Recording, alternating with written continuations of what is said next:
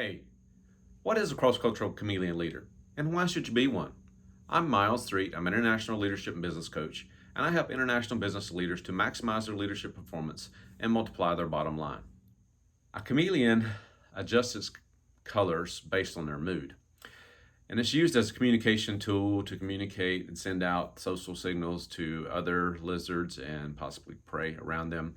Their darker colors are used to communicate anger. Their lighter colors are used to attract that mate that they're after. And they also do. The cultural chameleon business leader changes their colors as well in order to blend in with the host cultures.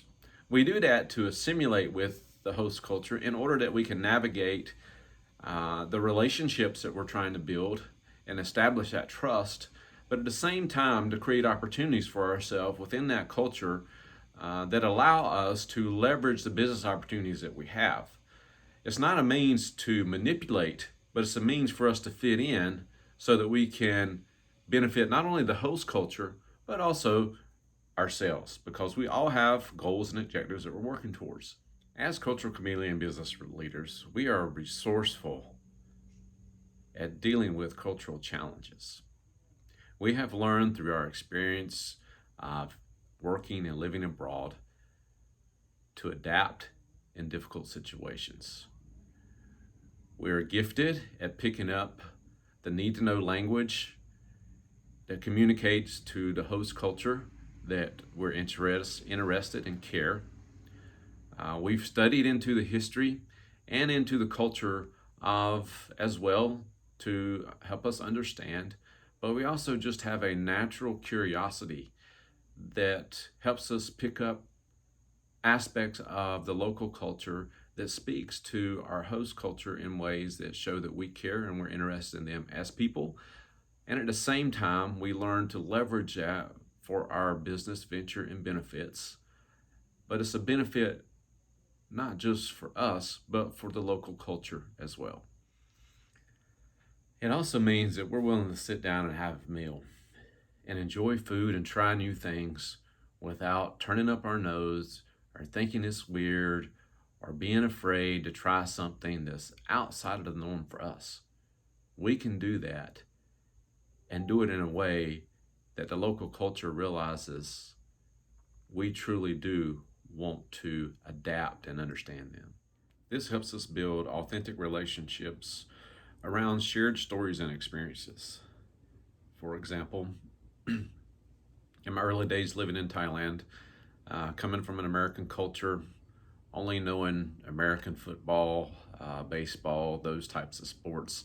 I didn't grow up playing soccer, but moving into Asia, this part of the world, soccer is really popular, and learning to follow international soccer, choosing my own team that I wanted to pull for so that I could connect with the locals. around some kind of shared experience related to that, whether it's sports or music or other things that might be enjoyed by the local culture, finding ways that you can connect those things as well. It starts with a little TLC. Tender love and care does go a long way when you're working cross culturally. But what I'm talking about here is think, learn, and chart. And it helps that you have a high self awareness, but that's not the end all. It's your ability to adapt and adjust your self concept as you begin to experience this new culture. And some of the things that you're going to use for yourself in this experience is you're going to learn that there are certain things that you're carrying with you from Home culture. that are causing obstacles for you, and you're going to need to get rid of those. And you're either going to need to add things from previous cross-cultural experiences that are going to benefit you, that are very similar to the present host culture, or you're going to be able to adapt things that you learn from your new host culture as you get more involved and understand how they do business, how they lead, what communication mechanisms are most beneficial for you in this experience. As we add things from the present culture or our other cultural experiences, or begin to take away things from our host culture, that are standing in our way, we're going to begin to chart a way forward for us to reach our objectives within this local culture. The second part for the cultural chameleon business leader is motivation and discipline. You're going to have to put this charted plan to work, and it's going to require both you being very disciplined on your part and motivated at the same time. You're going to have a strong mindset and really believe in your personal ability. You have a lot of experience that you've learned from, and you're going to need to apply that to these new situations as you experience new cultures. Working cross-culturally requires you to be a very creative problem solver, and you have to take a very strategic approach to handling the various obstacles that get in the way. This means that you need to be able to work smart and hard at the same time without seeing immediate results right away. You and your colleagues that you're working with, both the expat and the host culture leader, need to have a very clear understanding of each other's goals and what does goal attainment mean for them.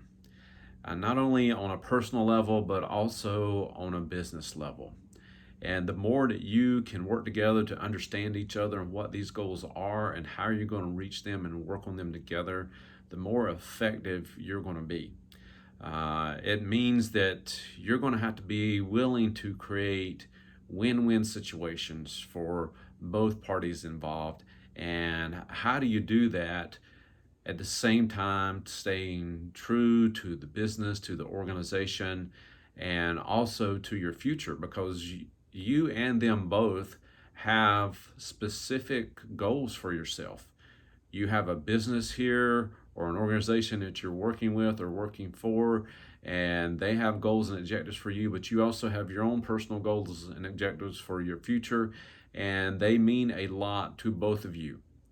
And it's really important that you take the time to build the relationship and build the understanding that you figure out how are you going to make this work for both of you. And that is where the creativity comes into play.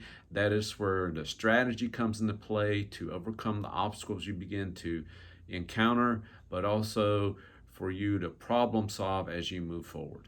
The final aspect is producing the appropriate cultural behaviors.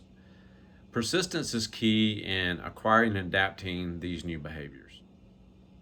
Your aptitude in knowing when to apply these new behaviors and how to execute them are critical. Your ability to mimic the new behaviors are not only going to serve you, but they're going to serve the host culture and establish trust with them. As you observe cultural cues and respond to them in the appropriate manner, it's just going to serve you even more. This is when the chameleon has come out and producing the appropriate color for the situation with ease. There's a smoothness about your approach and your blending in. Being able to mimic the appropriate behaviors serves you and the host culture. Your ability to observe cultural cues and react to them appropriately establishes your credibility. As your credibility grows, take more action, continue to smoothly navigate that culture. Sign up for your complimentary coaching call in the description below, and I will help you navigate that culture, maximize your leadership performance, and multiply your bottom line. Show me some love, hit that like button, and subscribe to my channel, and we'll see you next time.